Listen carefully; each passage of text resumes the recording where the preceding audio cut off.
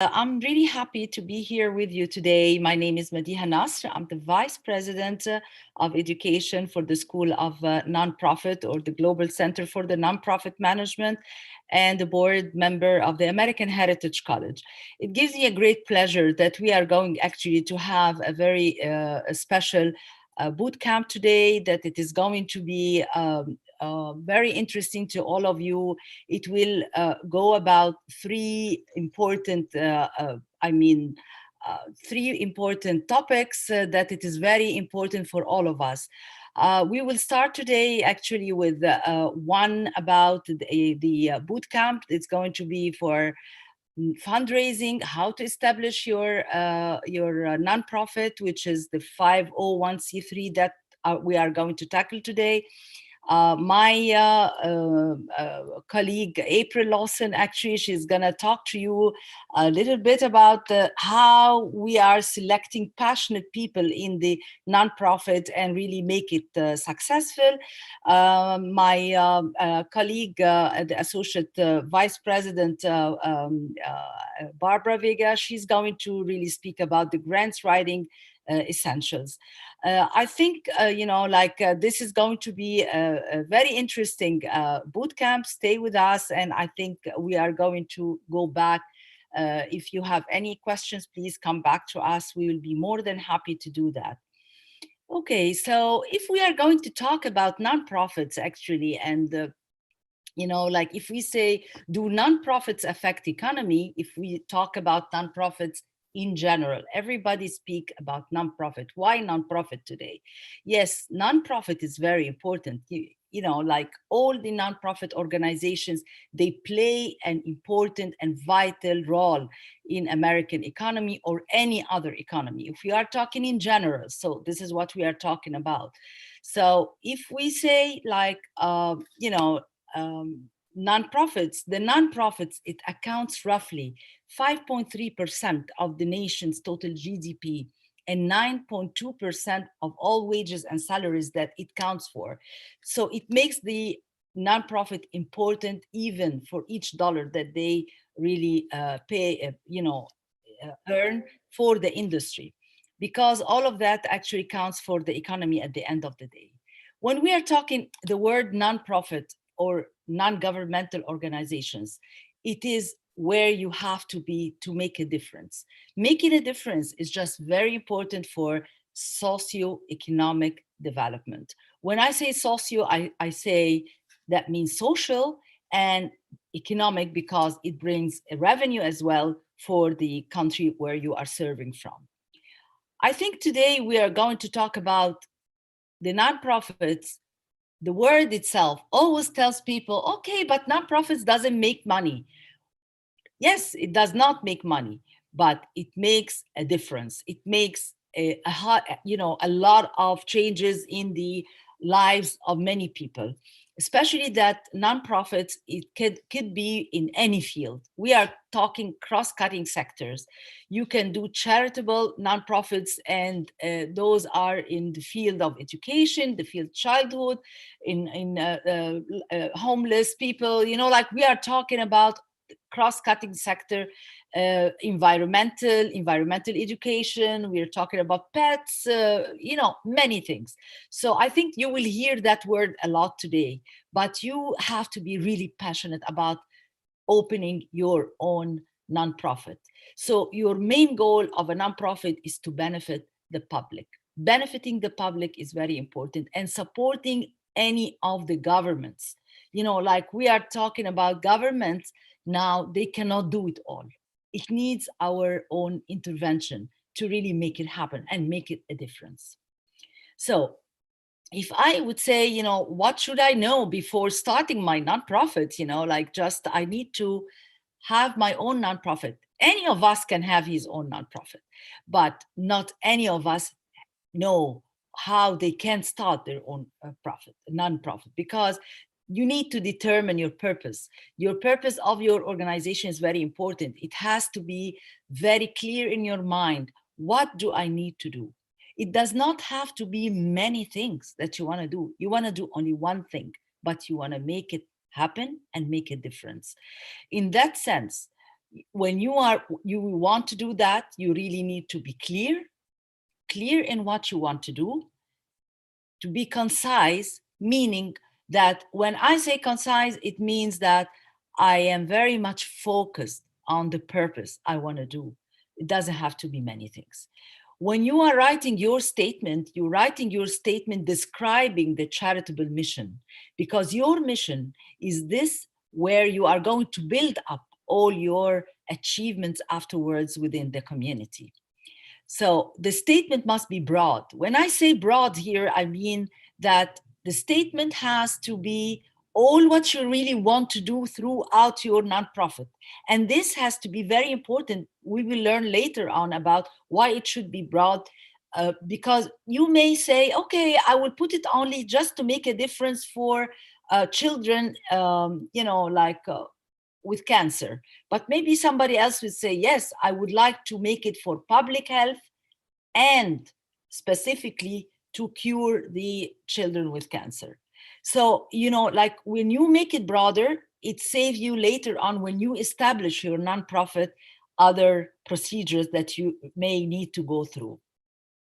So when I say what are the main challenges usually force any people, like when you get to a nonprofit, you got scared. You say, okay, I would love to start my nonprofit, but this will, where will I get the fund from? Of course, lacking of funds is very important. So this is one of the challenges, always the nonprofit people that they want to get into nonprofit from the first place. They are thinking about it. How will I do that? And as well, if you are not having a real good strategic planning, so this is another challenge that it might face you, like along the way, if you are not really well organizing your mind, how you would like to achieve your purpose at the end. As well, like many people, they have the passion to have a network, to have a nonprofit, but they do not have the right network to do it. So as well, this is another challenge that it might face any of the people that they would like to get into a nonprofit. When I say here lack of corrective action, this is another challenge that might meet people while they are inside as well the nonprofit, that they start their path and they say, okay, we are doing the great thing, and on the other hand they're losing contacts, they're losing donors, they're losing people, everything. So there must be something wrong. So they need to stop here, validate and evaluate themselves again and go back. I'm just giving you this little bit of essence of what is going on inside the nonprofit. But really now I really want you to listen to what are we going to say together here. Are you ready really to establish your nonprofit? Because if you are not ready to establish your nonprofit, it's going to be facing the challenges that I was talking about a few seconds ago, because this is going to be very important for you. Next. So, as I said, be passionate and make your cause heard. If you are passionate about your purpose, about your mission, and have a good vision about your nonprofit, and make everybody hear what is the purpose of your nonprofit, this is where you are going to have a good success. And the success, it will come along a good I always say it's collaborative. It's not just one person that's gonna build a nonprofit alone. Believe me, it takes a lot of effort, a lot of passion, a lot of work to really get there and make it happen and successful. We always hear about something called 501c3 and a nonprofit. Is there a difference between both of them? Yes, there is a difference, but it is a slight difference. Like I really want to tell you, when you register your own nonprofit, it's at the beginning, it's called a nonprofit, but I cannot say in front of it 501c3. When I do the 501c3, it is when it starts as a nonprofit, as I said, it becomes federally tax exempt. When I say this is 501c3, when this, you need to apply, of course, and there are many registration that you have to go through. I will walk you through it again, while we are talking today in our presentation, I think this is what you need to do. You need to allow your donor to write off contributions, and this is what's the purpose of the nonprofit, because people, they want to put money, but they want to see in return what they will get. So it will be a tax exempt charity that does not pay income or sales tax and allows donors to write off contributions from their own box. Okay, so if I am talking about now, what are the steps? The steps are very important for us to establish a 501c3 for nonprofit. You need to choose a name for your nonprofit. As I said earlier, you have to be clear about what I want to do. And always related, the name of the nonprofit needs to be a little bit related to your own purpose, to your own cause, so that when people read about it, it's not a vague thing that people say, what is this? Like, I don't know, what is this nonprofit talking about? So always have in the name that you are selecting, make sure that the name is very important, relate little bit of your cause and the purpose that you are going to go through. Like in this part specifically, I feel like we really need to make sure that the formation of a nonprofit, it has to make a difference. The nonprofit could be religious, could be charitable, scientific, could be literally, for educational, it could be for healthcare sector, it could be for environmental, for water sanitation, for any purpose. So all those purposes are eligible for federal and state tax exemptions, any of those nonprofits that I'm talking about. And to create it, as I said, first you need to form a California, let's say, nonprofit. If you would like to, if I'm talking about California, let's say, so you really need to know the rules and regulations, how to do that, because each state is slightly different. Then, like not all the states are similar, but each one is different. So you need to really know more about how to do that.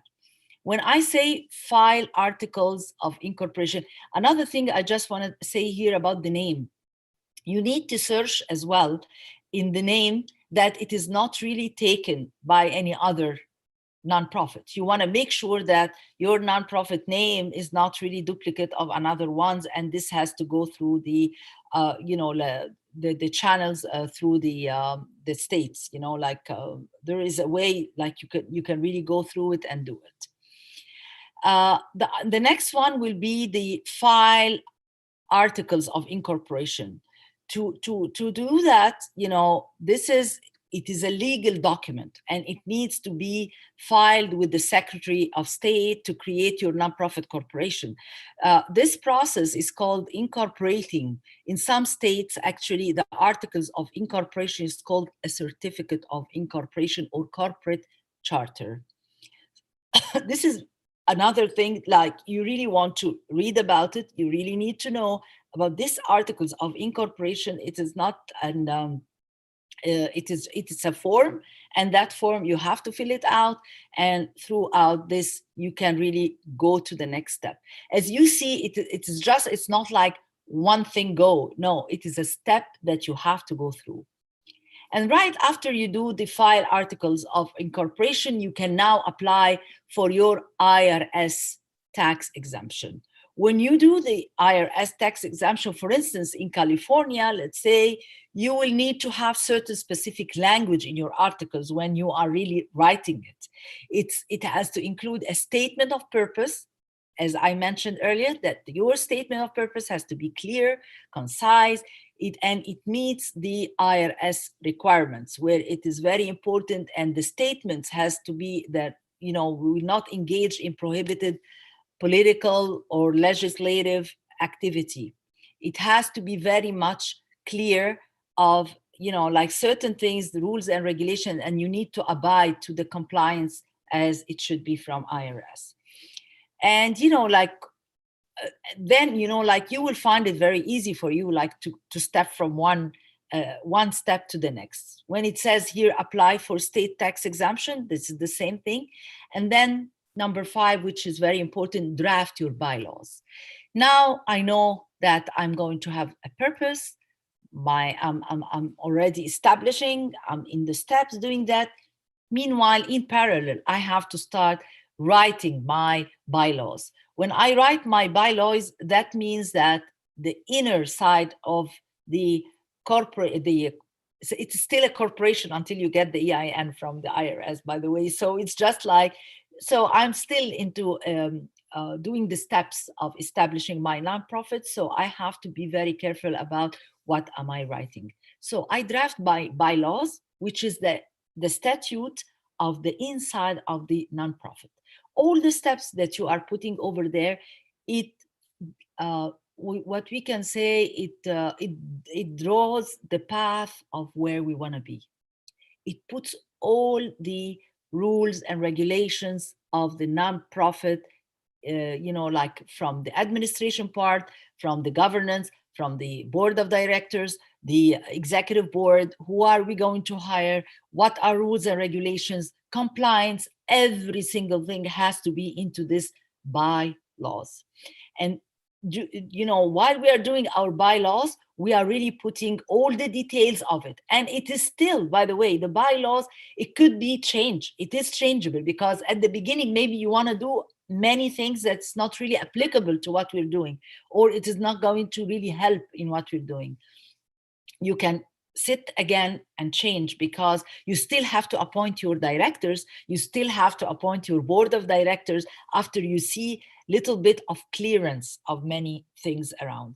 So when you appoint your board of directors, and as you know, the board of directors for any nonprofit, it can go between 5 to 7 to 9 to 11 persons actually as board. So you can go as much as possible, as many as possible, but you can have at the beginning, like you choose to have 7 people, which will have the board, the chairman, the vice chairman, and the secretary general, and the many other people that you would like really to go with. So in appointing the directors is very important, the board of directors, and even the director. One of the key people inside any nonprofit is the executive director or the president of the nonprofit, where they make really they are the doers and movers of the whole thing, like inside of a nonprofit. And they have to be more or less experienced a little bit, so that they will be able really to continue in doing their own mission, and within the vision that they put together. Usually it is very good that the board of directors, they put their vision and mission together. They agree together of having the same mission and having the same purpose to be successful, and they do not conflict with each other along the way. After we do all of these things, actually, you need to, as well, before presenting the whole papers, you need to show even the state that you held the first meeting of the board. When you hold the first meeting of the board, that you are going to really emphasize what I have already said, that everyone inside as a board of directors, they need to be very, very understanding, in conformity of what has been already written, agreed upon the draft bylaws that they has put, appointing the directors, the salaries that they are going to put, all the administrative part even is involved inside this. So when you hold the very first board of director meeting, so that means that you started here your nonprofit. The last thing is just to obtain your license and permits, and that comes along actually within, like the like as you go within the board and the registering your nonprofit, everything comes in parallel. That might take between 1 month to 12 months, and that's why I'm saying, like it takes so much time sometimes really to reach where you want to be in a nonprofit. This does not mean that it is a slow thing, but you can start your nonprofit and you can have people, you can talk about it and all of this until you get all your papers done and just in hand to really kick off your nonprofit as it should be. Of course, when I say here in the initial board actions, the board action, this is a very important step. As I mentioned, the board of directors, they all have to have the same page that we are talking about. We are talking about one mission, and this mission has to be very important. When I say here, it says to take this initial board meeting, it has to be for the sake of registering as well and show that everything is already compiled. First one, it has to adopt the bylaws and conflict to interest policy. As I said, as I mentioned, that it does not have, it should not be in conflict with any political, institutions and things like that, because this is very important to show to the IRS as well that you are really doing a difference for the community. Of course, to elect the officers, to adopt a fiscal year, such as a year ending December 31st or June 30th. As you know, that every time we are having this different people, they may choose December 31st or June. You always, this is the fiscal year, so you need to choose that within your board. To approve establishing a bank account, and to approve applying for federal and state tax exempt status. And this is what I spoke about it earlier, that this is very important to have this, to be able really to practice your own mission. To approve reimbursement of startup expenses, if applicable. Like sometimes you need to approve certain small little things inside while you are really registering, because that incorporates as well some money. Okay, like to apply, it might start with $600 and then you have to pay $800, and this, like you see it within all the forms. Each form, it has its own expenses. And then approve the compensation of the executive director or the treasurer, if applicable. As you know, like when we say it's a nonprofit, usually the board of directors, they do not take any compensation, financial compensation, but they could have like a minimal of things. But the only, people that they do really have to have a compensation or a salary compensation should be starting from the executive director and the team incorporated inside the nonprofit.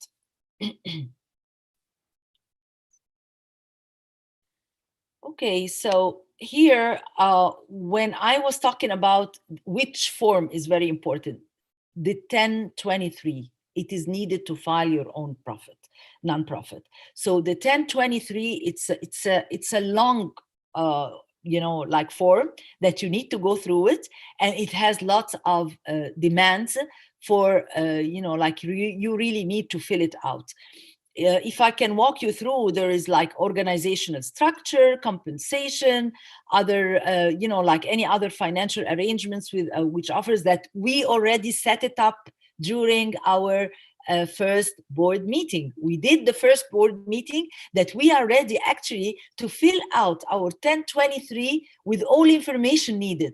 So we need to be prepared before we get to that step, okay? So the 1023 is very important for us to say who are the people going to be, like the members, other individuals and organizations that going to receive benefits from the organization, and the organizational history.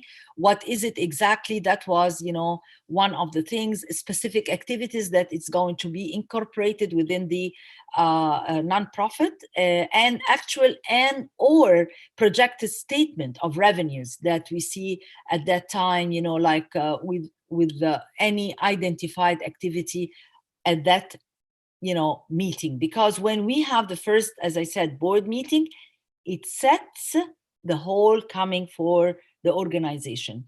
And this tells me here, when I got to this part, that means commitment. If you are not committed, don't get there, because it's a lot of efforts needs to be really done over there. It needs commitment, it needs passion, it needs, you have to really do all the possible means to be able to reach your mission and make an impact. Because without making an impact, I think we are not going to have a successful nonprofit. I think, like I also try to get you a little bit, because, like applying for a 501c3 and even to establish a nonprofit, it's a tedious procedures, as I said and mentioned, but there are many things you really need to learn and to know about it. Maybe this as well, we are going to talk about it in details in our mastery course that it's coming. We will have a 10-week course that it will be held next in July 5th. We really encourage you all to come and just apply for it. I think it will be more detailed. You will know a lot about it. Some people actually, they choose to do it their own, to establish this on their own, or they go and they say, okay, I will hire my own lawyer just to do that. And there are many good lawyers, actually, they are doing this. And it's not going to be still like less time. It's going to take the procedures. If your papers are already all correct, it will take the correct time actually for you. So I think I got you some links here to help you to establish your nonprofit, and I will leave it here with you. Next.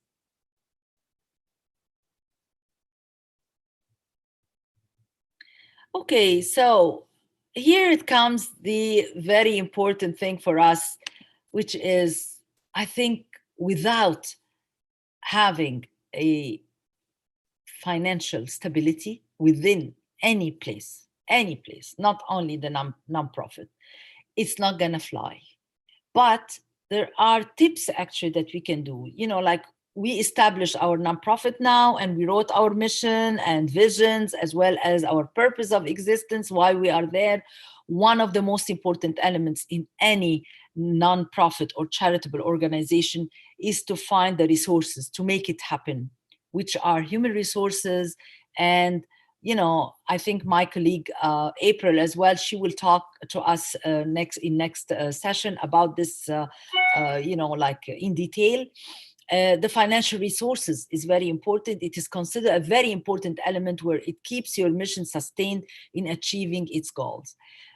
Therefore, I would like to now walk you through the fundraising and its effective tools. There are many effective tools for the fundraising. Maybe we all can say, okay, fundraising, we do fundraising, but we are not, sometimes you need small little tips that really make you do fundraising, because fundraising is a big word, but under it, there are many things.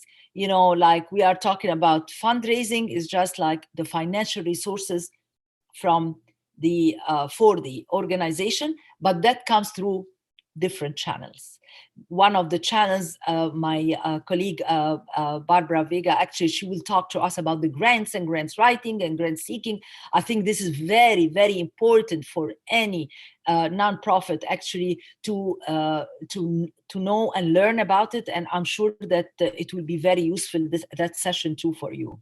So some of the tips, like out of my own experience, because I've been already there. I've been working as a fundraiser. I've been working as executive director in different lead organizations, and each one is different in purpose. So when you go to ask for money from a donor, like in education is different than when you are talking about health. When you are talking about youth empowerment, workforce development, about animal conservation, things of that sort, like they're just, each one is different. So your mindset has to be there all the time, thinking about you are going to market something for a donor, and the donor has to listen to you if you are really like you understand what he needs, because the donor as well, he needs you, but he needs to hear from you what you are saying. It's not just like you are just saying anything for him. You need to do your homework before even getting to the donor. You need to know what do they really like to hear. So one of the most important tips that I see, it's very important, is just focus on the donor. and not the money of the donor. So when I say that word, meaning that the donors are give it, like be it individual, be it donor agencies, be it a philanthropist, all of those, they need to hear from you most of the time, but they need to hear from you what is going to benefit them as well. Because remember, you're doing them a favor, big favor, because they have the money sitting there, but they do not know where to put it. So when you are sharing with them first your own purpose, what is the nonprofit is about, your programs, your activities, what are you doing to save children from cancer, to prevent, to do all of these things, how are you going to do that? They want to hear from you.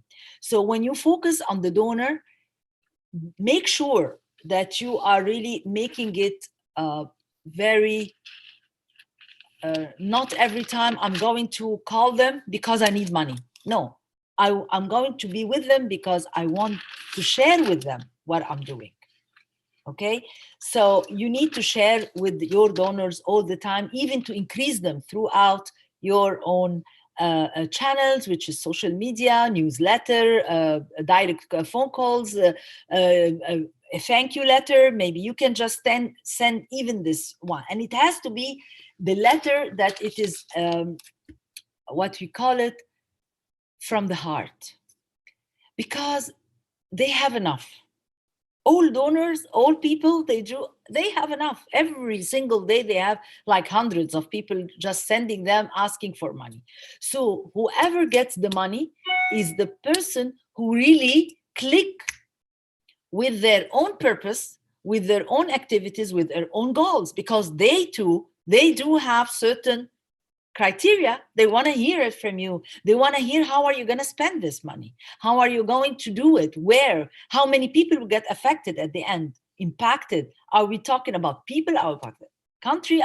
Are we talking about economy? Whatever it is. So this is very important. When you focus on your donor, thank them right. When you thank them, you need to thank them in a way like like be direct. Let them feel a thank you that you are getting out of your heart. It really gets to their heart too. Okay, so let them feel they are the hero. Yes, because they gave me the money I wanted, and now I am continuing my own things, and keep in touch with them all the time. When I say they use the 3-1 share to ask ratio, this ratio is very important. The 3-to-1 share is that people, they do a very, like, I don't want to say stupid mistake, but it's a mistake.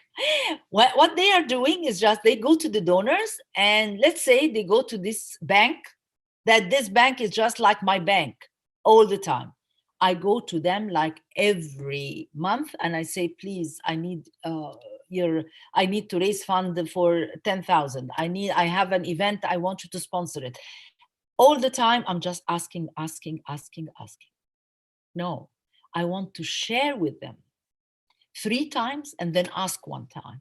So this is the ratio I'm talking about. The ratio is to share, and then ask. When I say share, I can share the newsletter. I can share our activities and how it was successful the other day.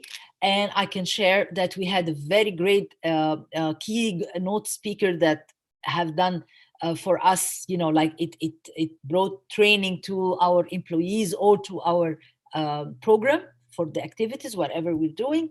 So this is very important, that do not fall into that trap, because at the end, they are not going to listen to you. If you're going to ask them all the time for money, they're not going to listen. They're going to just really think of, oh, okay, so they're calling me because they need money. They're not calling me just to share with me what they have achieved so far with our money that we gave them like a year ago. Okay, so but what happened is that the nonprofits demand all the time that you need to have an income, because from where are you going to spend? You need to be on the go all the time. So the executive director role is just very big part of her role is just to how to develop this money all the time. So tell them good stories about what have you been succeeded in and all of this. I don't want to, like prolong in this, but as I said, like if you take a donor and you put the word donor and you put me, if you do that exercise and you put under the donor, what do you need from him? And you put donor, donor, donor, donor, and you put in the me, you will find nothing over there. So just like say, okay, this is wrong. You have to really make a balance between what you need and what do they need, and let them hear that out. Okay, that you are there to really show for them what is happening and why do you really need them to make an effect together. Okay, so the other thing, actually, I feel like making the ask tangible. Some people actually, they do send a letter to the donor and they just say, okay, we'll be happy that you can sponsor us or donate for us. And that's it. But I don't say how much and to what purpose and the deadline and how many people will be impacted. Because all the donors, as I said, they are overwhelmed with many of those letters that comes to them. So they will select the simple one, the one that it is already set well, and it has a purpose at the end that is going to impact their purpose. It's going to impact their purpose. They are working for hospitals, they are working for education and schools and homeless. So if they hear exactly their own criteria, they will just go ahead and just do that. So as I said, like definitely you really need to be very concise and tangible. Just put numbers so that they can really listen to you. As I said before, thank your donor promptly and properly. Promptly meaning within 24 hours or 48 hours at max, you are sending them a letter of thanks, just to thank them, even if it is $20 that they put as donating. So this is another part that I see it is very important for us to really get to that level. Like we say, okay, how will I thank them? I don't want to say the boring letters. On behalf of the board of directors, we are doing this. No, no, no, no. You want them to say thank you. They want to hear a big thanks from you. It has to come from the heart, as I said, and just be proper for them. So, like they need to really hear it promptly. The last thing, actually, I say here, ask for help. When I say ask for help, meaning that people feel shy to ask. This is another thing, like, you could be all the time asking, and others, they are not really asking. So if you're not asking for help, they're not going to get you anywhere. So because they don't hear you out, they don't hear what's your purpose, they don't hear your cause. Make your cause heard, make your cause always repeatedly heard, and like on time, and with the purpose that you really want to do. So that gets me to a very important thing. After I told you a little bit of some tips, I hope those are useful. There are many other tips, by the way, that we can really talk about it forever, but this is part of the tips that I see some of the donors always really talking about it. Okay, so if I want to be really successful in fundraising, I really have to have the good strategy. I have to have a strategy that where it has to really make me on the go and success, and like really develop the fund that I really need. One of the things that I see is very important is to diversify your funding stream. You cannot just focus, as I said, on one corporation. You need to diversify that and to be always having that in hand. You need to know who are the people that you really want to go to. Network all the time, so that you will be able to know who gives what at what time and when is the funding is available. Of course, when I say corporate support here is very important too, because if we are uh, saying the corporations are doing their own, uh, like corporate social responsibilities without really involving other communities, so they're not doing nothing. It is just in their budget line and that's it. And at the end of the day, the following year, it's going to be deleted from their budget, because the headquarters will tell them, okay, you didn't do anything with that. Why do you need this money for? So as I said before, the more we ask, it is very important, because we serve their purpose. We serve the corporate purpose, but the corporations, we really want their support. So in order to have their support, we need to always engage them in our activities. Whenever we are having a big event, a seminar, webinar, like conferences, guest speakers, we just get them there. If we are having a campaign, we invite them over. We ask them, like to start with a little thing and make it even bigger. And here we are. Guess what? They will be with you on the go all the time. They want to really come and focus with you. As well, like you need to strategize your things with the grants and the grants foundations. And I think grants foundations, I will leave it for Barbara in our last session to tell you more about the grants foundations, because those are all over. There are many grants that they do not have people to touch it or to touch upon it, because people do not have two things. They are not skillful enough to write the grants, and they are not skillful enough to seek for grants or to know how to seek for grants. So this is one of the technical things and very important, like element within any fund, within any nonprofit, that they really need to put their hands on. So there is always money there. Just ask for it and just get it. As well, the fundraising events. I always say the fundraising events they're very close to my heart. Actually, how many fundraising events I've done, if I count them, like along the years, I've been really working, just like could be, like over 50. I've done gala dinners, I've done charitable ones, I've done campaigns, I've done all those big events that really brings people together and just see your activities. Always invite your donors, always invite your potential donor. It doesn't have a donor that he already paid me money. No, he could be a potential one in few years coming. But like I just want everybody to get involved. So the fundraising events has to be well strategized and well planned ahead of time, because especially the fundraising events, because when I say fundraising events, it can fall under the individual donations, it can fall under the sponsorship from the corporations. It is not a grant. This is a different story. Okay, so the events, that means that event happens and go, but the programs goes with the grants. And then of course we say earned income.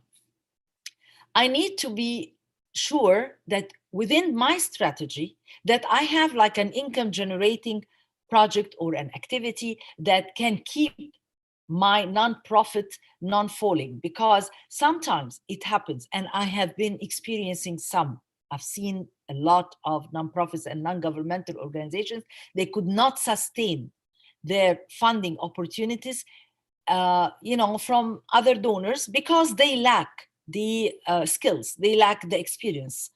But if they are really having as well like an earned income, that it can keep them going, and just they can stand up again and they change and corrective action, as I mentioned earlier, they correct their actions. Where is the problem? Because the board role is very important here. They need to stand up, evaluate, and validate again. Every time they stand up and evaluate and validate. I give you here some of the examples actually of fundraising goals and strategies. Like I saw it very, very good, like when you can put your focus areas and, what are the obstacles and what are the targets, and put it clearly, so that when you put it clear in front of you and write it down, say it, Do not shy out, just say, okay, I cannot tell this to the board. No, you need to say this to the board. You want the board to be with you. You want them to be in action with you and just hear it out. So I would say here, like, what are the donor acquisitions? What are, like, it is really very important for all of us to see, to improve our online, let's say, donation, to invest in Facebook, to build a friends programs, like invites correct donors. So how to invite the donors even for a breakfast meeting, like to thank them, just to have them over there and just say thank you for what you have done. We will look forward for more of that sort. The donor engagement, as I say, is very important as well, because the donor engagement, they really want to hear from you all the time of what you have done with their money. Okay. And the donor retention, of course, this is another example of the fundraising goals. The donor retention, how I can really upgrade the donors, how to really retain them, how to really make sure that they are going to be with me. I'm not going to get out of this. Next. So this is just an example. You can just find a lot of those things. Yeah, I say here as well, and I think I've been mentioning it, tips to avoid in starting your nonprofit, which is not having a clear end vision. As I said, very important to have a very important, the vision has to be very clear from the very beginning. Do not think that you are a business. Think that you are making a difference. Think that you're having a purpose, and your purpose different than a business, because the business, they make money. They talk about things about money. They want just the money to, like bring money. But here it's different. It's just like you are making a social difference for the community. The value of branding, you always need to brand your activities, to brand your nonprofit, to position your nonprofit everywhere, to really show people, here we are. As we know now, everything now on social media, Instagram, Facebook, LinkedIn, newsletter, calling, events, webinar, things like that. It's the sky the limit to brand yourself and make it right. As I mentioned as well, please stay focused on your mission, because when you get distracted from your mission, things that might appear that it's not going to be in your favor, because you can just find all of a sudden one of the board members come to you and say, okay, Medea, I want you to do this. No, but this is not our mission. Our mission is 1, 2, 3, 4, 5.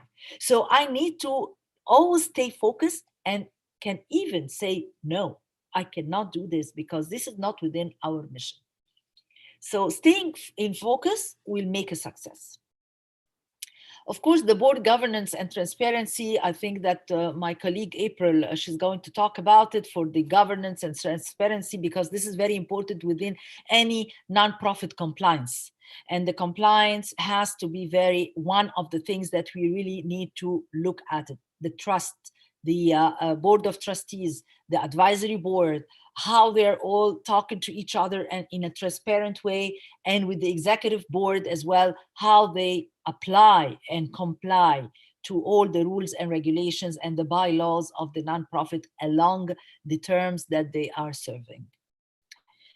Okay, so, and then at the end I say, doing it all by yourself, this is not a joke, like you cannot really be doing everything by yourself. You cannot. You need to delegate. You need to have the group with you. You need to. So all those things really can make you get distracted of whatever you really want to do. So if you have all the roles clearly set from the very beginning, everybody knows his role inside the team, within the board, I think things will be better.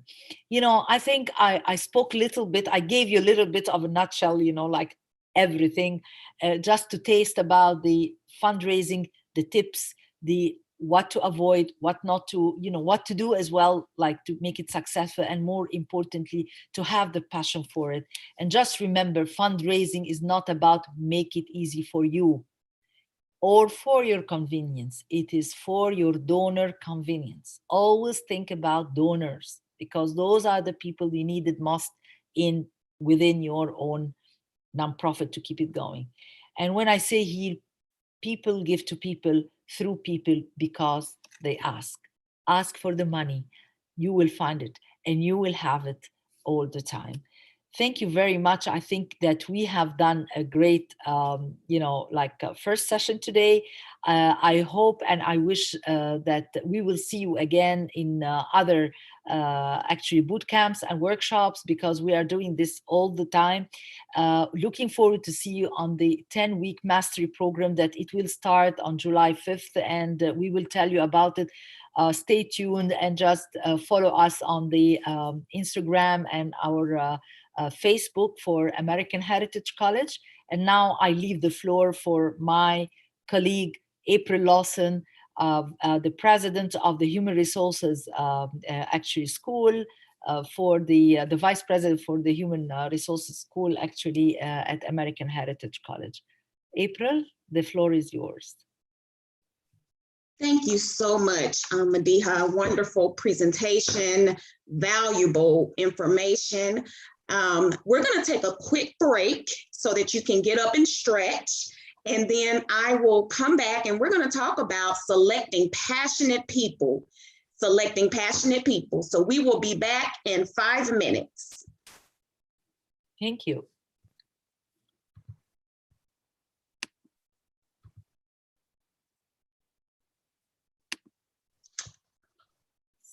So,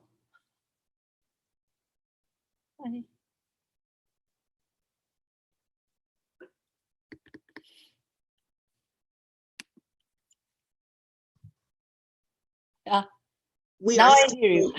live on Facebook. Hold on one second.